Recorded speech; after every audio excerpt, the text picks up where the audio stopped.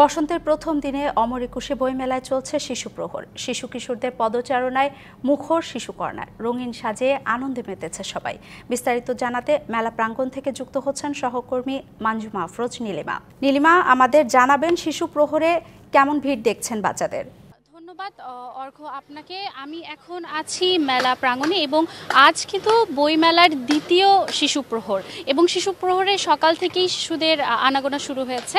যেহেতু আজকে শবে বরাত উপলক্ষে শিশু প্রহরের জন্য সকাল 11টা থেকে সন্ধ্যা 6:30 পর্যন্ত মেলা প্রাঙ্গণ খোলা থাকবে, উন্মুক্ত থাকবে সবার জন্য। এবং আজ ভালোবাসা দিবস, পহেলা ফাল্গুন, শিশু প্রহর এবং সাপ্তাহিক ছুটি সব মিলিয়ে কিন্তু মেলা প্রাঙ্গণ সকাল থেকেই খুব জমজমাট। আমরা দেখব যে মেলায় কিন্তু কপতি বিভিন্ন সব ধরনের মানুষের কিন্তু আনাগোনা শুরু হয়ে গেছে। সকাল থেকে আমরা শিশু প্রহর যেহেতু ছিল এবং 1টা পর্যন্ত সেই শিশু প্রহর চলবে।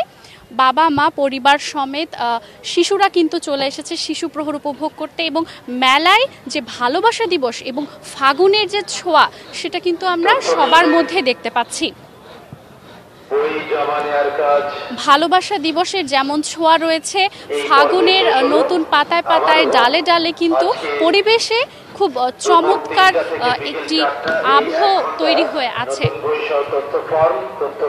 সকাল থেকে শিশু প্রহর 1টা পর্যন্ত চলবে এবং মেলার মধ্যে আমরা এখন মেলা উন্মুক্ত থাকবে সবার জন্য। আজকে পবিত্র শবে বরাত উপলক্ষে মেলা সকাল 11টা থেকে সন্ধ্যা 6:30 পর্যন্ত উন্মুক্ত থাকবে। মেলা প্রাঙ্গণ এখন খুব চমৎকারভাবে খোলা এবং বাংলা একাডেমি থেকে কিন্তু এবার শিশু প্রহরের আয়োজনটা করা হয়েছে।